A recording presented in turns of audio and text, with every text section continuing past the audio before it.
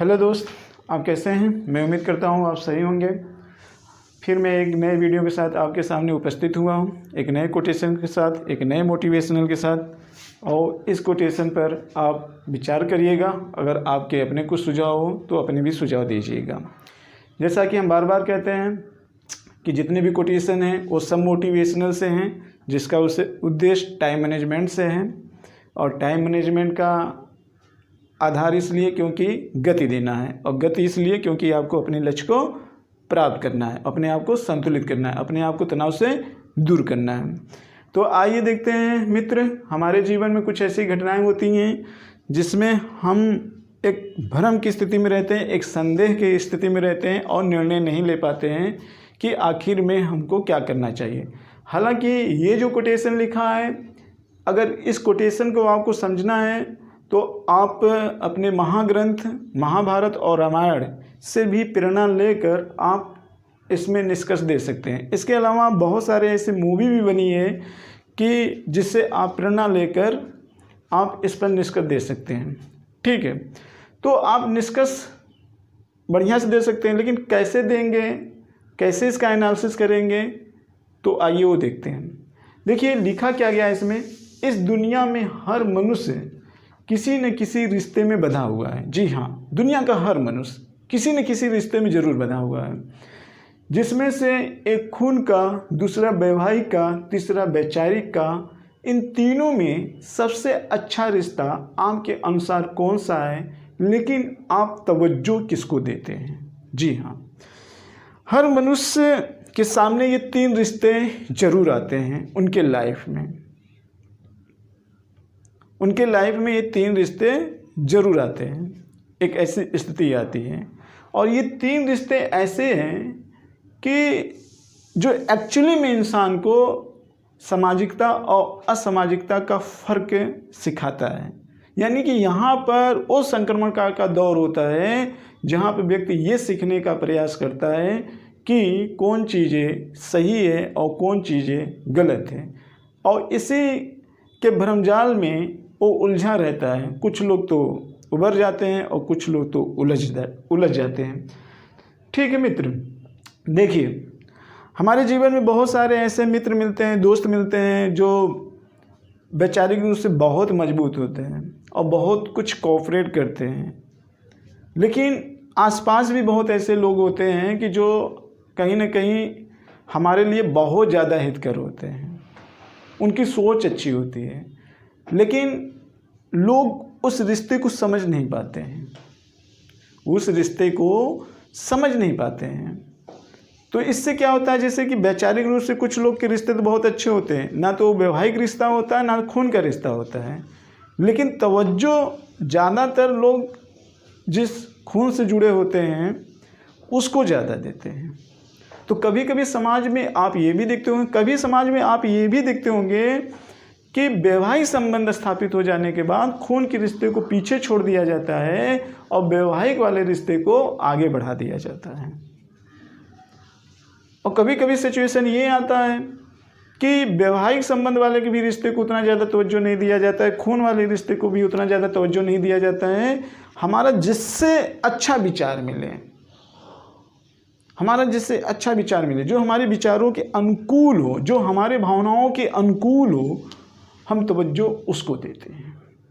लेकिन अब ये डिपेंड करता है कि इन तीनों रिश्तों में रहने वाला कौन सा व्यक्ति किस रिश्ते को ज़्यादा तवज्जो देता है। ये डिपेंड करता है कि उसकी सोच किस प्रकार की है। सोच, और जो सोच निर्मित होता है वो ज्ञान के बल पे होता है। तो जैसे आपकी सोच होगी, जैसा आपका ज्ञान होगा, वैसे आपके अंदर विचार आएंगे। तो जो थोड़ा से कम बुद्धिजीवी टाइप के होते हैं, उनके अंदर तीसरी दृष्टि नहीं होती है। जिसका लाभ बाहर वाला भी उठा सकता है, जिसका लाभ अपने खून के संबंध में जो रिश्ते हैं वो उठा सकते हैं, जिसका लाभ जो वैवाहिक संबंध से जुड़े हुए हैं वो भी उठा सकते हैं। तो कहने का मतलब आपको अपने अंदर तीसरी दृष्टि लानी होगी, तीसरी दृष्टि। और वो तीसरी दृष्टि क्या है? सिर्फ एक चीज़ आप अपने अंदर लाने की कोशिश करिए। धीरे धीरे वो तीसरी दृष्टि आपके अंदर डेवलपमेंट होने लगेगा। हर एक्टिविटी पर, व्यक्तियों के हर एक्टिविटी पर आप उस चीज़ को समझने का प्रयास करिए कि आखिर में कोई मुझसे जुड़ा तो क्यों जुड़ा, कोई मुझसे अलग हुआ तो क्यों अलग हुआ। तो उसके विचारों में जब आप खोएंगे तो आप वहाँ पे एनालिसिस कर पाएंगे कि कौन अपना है, कौन पराया है, और कौन अपना अधिक टिकाऊ तक बन सकता है और कौन जल्दी हमसे अलग हो सकता है इस रिश्तों में। उसके मनोभावों को आप पकड़ के जज कर सकते हो। जी हाँ, कर सकते हो। और ज़्यादातर आज देखिए समाज में सबसे ज़्यादा लाभ बुद्धिजीवी वर्ग उठाते ही हैं, और ज़्यादातर जिनका केंद्र बिंदु भौतिक संसाधनों से जुड़ा हुआ है। इसमें खून के रिश्ते में जो बंधे वो भी उठा लेते हैं, जो वैवाहिक संबंध में बंधे होते हैं वो भी उठा लेते हैं, जो वैचारिक संबंध से बने हुए हैं वो वैचारिक संबंध में जो बाहर वाले होते हैं वो भी उठा लेते हैं। लेकिन वो नहीं उठाता है जो वैचारिक रूप से आपसे जुड़ा हो। वैचारिक रूप का मतलब चाहे जो भी रिश्ता हो, वो आपके मनोभावों को पकड़ा है और वो आपसे उस तरीके से संबंध बनाया हुआ है। लेकिन ये समझने का कार्य आपका है, आपका कार्य है। हालांकि ये मैंने कुछ बातें इससे जुड़ी हुई हर वीडियो में है, लेकिन जो चित्र आपके सामने आ रहा है वो अलग अलग रूपों में आ रहा है। आप जैसे इस तरीके से समझिए कि इंसान के जीवन में मोक्ष प्राप्त करने के कितने साधन होते हैं, या आप इस तरीके से समझिए कि पैसा कमाने के कितने साधन हैं। तो पैसा कमाने के तो ढेर सारे साधन हैं, ढेर सारे जॉब हैं, बिजनेस है, नौकरियां हैं, नौकरियों के भी कई रूप हैं, बिजनेस के भी कई रूप हैं, लेकिन उद्देश्य क्या है? सिर्फ पैसा कमाना। तो उसी तरीके से पैसा और सम्मान, सम्मान और पैसा, हालांकि पैसा से भी सम्मान आता है, लेकिन पूरी तरीके से पैसा से सम्मान तो नहीं मिल सकता है, उसमें भावनाएं भी देखी जाती हैं। तो हमारे कहने का मतलब ये है कि पैसा कमाना एक लक्ष्य हो गया, सिंपल से मान लेते हैं इस चीज़ को, पैसा कमाना आपका लक्ष्य हो गया, लेकिन कमाने के माध्यम अलग अलग हैं और उस माध्यम में परिस्थितियां अलग अलग होती हैं। तो मेरा एक उद्देश्य क्या? मेरा एक उद्देश्य है आपको प्रेरणा देना, आपको अपने लक्ष्य तक पहुंचाना। वो लक्ष्य चाहे जो भी हो, चाहे जो भी हो, लेकिन लक्ष्य चाहे जो भी हो, लेकिन उसके लिए सबसे बड़ा आधार क्या होता है? प्रेरणा। और प्रेरणा का मतलब ही होता है कि आपके कंसंट्रेशन को बना देना और तनाव को दूर कर देना। तो लक्ष्य के पहुंचाने के लिए जितने टाइप के समाज में, प्रकृति में आपके अंदर जो गतिविधियां होती है और हलचल मचाती है, उस सारे दृश्य को मैं आपके सामने लाने की कोशिश करता हूं,